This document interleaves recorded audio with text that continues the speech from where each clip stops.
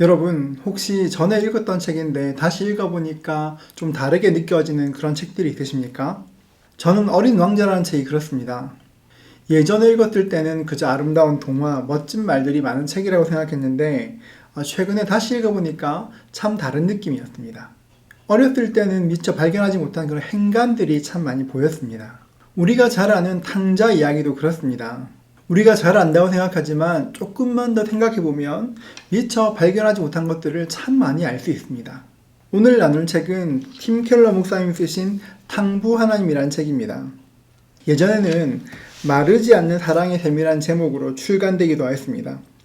사실 탕부 하나님이 나왔을 때 마르지 않는 하나님의 셈과 다른 책인 줄 알고 구입했는데 같은 책이라 참 놀랐던 그런 생각이 납니다. 이 책은 누가복음 15장에 기록된 돌아온 탕자에 대한 그런 이야기입니다. 이 말씀은 우리 성도님들 뿐 아니라 교회에 안 다니시는 분들도 한 번쯤 들어봤을 만한 굉장히 유명한 이야기입니다. 잘 알려진 이야기이고 참 쉬운 이야기지만 살펴보면 참 깊은 이야기이고 또 참 어려운 이야기이기도 합니다. 어느 집에 두 형제가 있었습니다. 어느 날 둘째 아들이 아버지에게 말했습니다. 12절입니다. 그 둘째가 아버지에게 말하되 아버지여 재산 중에서 내게 돌아올 분깃을 내게 주소서 하는지라. 이 이야기를 들었을 때 청중들은 경악했을 것입니다. 당시 재산 분배는 아버지가 돌아가신 후에만 할 수 있는 그런 일이었습니다. 둘째 아들이 아버지에게 재산을 달라는 것은 쉽게 말하면 아버지가 죽었으면 좋겠다는 것과 같은 말입니다. 둘째 아들의 말은 아버지의 재산은 좋지만 아버지는 싫다는 것과 같은 말이었습니다. 이때까지 아버지는 재산을 받기 위한 그런 수단이었는데 이제는 그 관계도 지겹다는 것이었습니다. 이제는 아버지를 벗어나고 싶으니까 나에게 내 몫의 유산을 달라는 것입니다. 당시 문화권에서는, 아니 지금도 그럴 수 있지만 이렇게 무리한 요구를 하면 아들을 혼낸 다음에 쫓아내었습니다.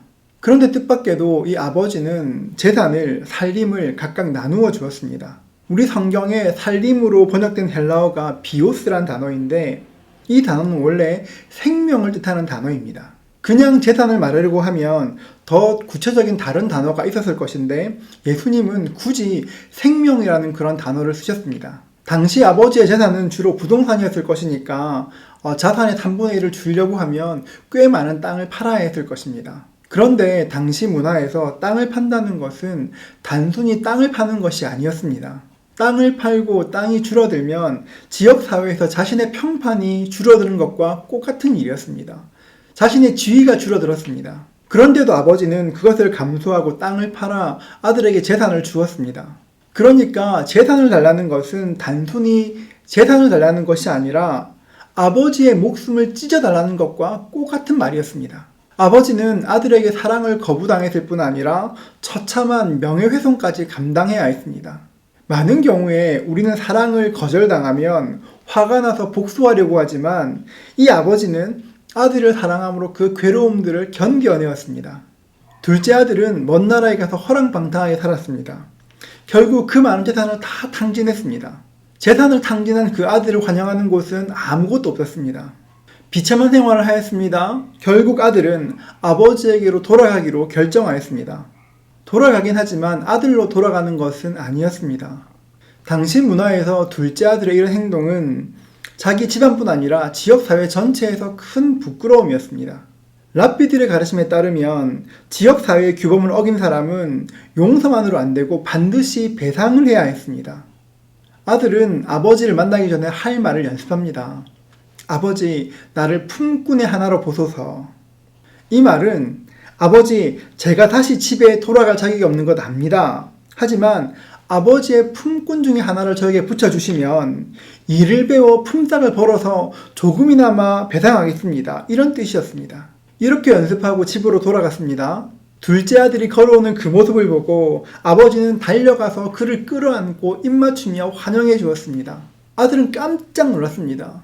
준비한 말을 하기도 전에 아버지가 그를 끌어안고 환영해 주었습니다. 아버지는 아들을 끌어안고서는 가장 좋은 옷을 입히라고 이야기하였습니다. 옷을 입히는 것은 신분이 회복되었다는 것을 가장 상징적으로 보여주는 것입니다. 아들아, 내 힘과 너의 능력으로 다시 집안에 들어오는 것이 아니다. 내가 너를 받아들이는 것이다. 내 지위와 명예의 옷으로 너의 그 누더기를 덮겠다. 아버지가 용납하시는 것입니다. 아버지는 아들을 무조건적으로 받아들였습니다. 그리고 송아지를 잡아 잔치하였습니다. 당시에 송아지를 잡는 것은 굉장히 특별한 일을 의미하였습니다. 아버지는 성대한 잔치를 벌이고 온 동네 사람들을 다 청해왔습니다. 동생은 아버지의 집에 양식만 풍족한 줄 알았지만 사실 아버지의 집에는 훨씬 더 풍족한 은혜가 있었습니다. 아버지께는 용서 못할 죄악이 없고 아버지의 은혜에 맞먹는 죄는 없다는 것을 단적으로 보여주는 것입니다. 이야기가 이렇게 해피엔딩으로 끝나는 것 같지만 사실 또 그렇지는 않습니다. 큰아들이 돌아왔습니다. 아버지가 동생의 신분을 회복시켜 주었다는 말을 듣고 아들은 격노하였습니다. 아버지가 큰 잔치를 베풀었지만 아들은 잔치에 들어가지 않았습니다. 아버지가 아들을 부르기 위해서 잔치자리에서 잠깐 자리를 비웠습니다. 당시 문화에서 잔치를 베푼 사람이 자리를 뜨는 것은 굉장히 무례한 일이었고 평판이 흠이 갈 수 있는 그런 일이었습니다. 아버지는 자신의 평판과 상관없이 큰아들도 함께 와서 그 잔치를 즐기기를 원했습니다. 아버지를 만났습니다. 그 아들이 불같이 화를 내었습니다. 29절입니다. 아버지께 대답하여 이르되 내가 여러 해 아버지를 섬겨 명을 어김이 없거늘 내게는 염소 새끼라도 주어서 나와 내 벗으로 즐기게 하신 일이 없더니 나에게는 염소 한 마리도 주신 일이 없었는데 어떻게 저 아들을 위해서 저 방탕한 아들을 위해서 아버지의 옷을 입히고 송아지를 잡으셨습니까? 아들은 불평하였습니다. 우리말 성경에는 표시되어 있지 않지만 헬라어 성경과 영어 성경을 보면 아들이 말을 시작할 때에 보소서 이렇게 시작합니다. 이 말은 굉장히 무례한 말입니다. 아랫사람이 윗사람을 부를 때는 예를 갖추어야 했고 다른 사람이 주위에 있으면 더 조심해야 했습니다. 그런데 큰아들이 그렇게 행동하지 않았습니다. 아주 무례하게 말했습니다. 그래도 아버지는 참아주시고 다시 한번 초청하셨습니다. 아들아, 내가 사람들 앞에서 나를 비록 욕되게 했지만 나는 너도 함께 있었으면 좋겠다. 너도 함께 잔치에 있으면 좋겠다. 나는 내 동생을 버리지 않을 것이고 너도 버릴 마음이 없다. 이렇게 말씀하시는 것입니다. 여러분, 형이 잔치에 가지 않은 이유가 무엇입니까?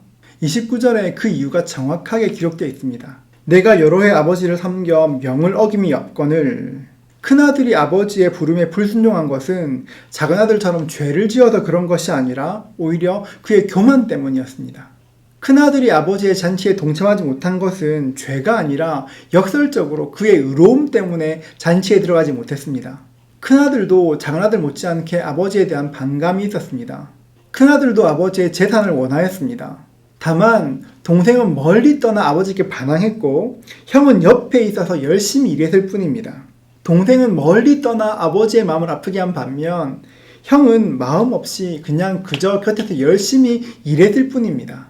자기의 요구를 관철하는 방법만 달랐을 뿐 그 요구는 꼭 같았습니다. 저는 아버지께 불순종한 적이 없습니다. 그러니 아버지도 내 인생의 모든 일을 내가 원하는 대로 해주셔야 합니다. 이것과 똑같은 말이었습니다. 큰아들과 둘째 아들의 행동은 정반대였지만 동기와 목표는 똑같았습니다. 둘 다 자기 마음에 있는 것을 원하기 위해서 아버지를 이용하고 있었습니다. 그들은 자신을 행복하게 하고 만족하게 하는 것이 아버지의 사랑이 아니라 재물이라고 생각하고 있었습니다.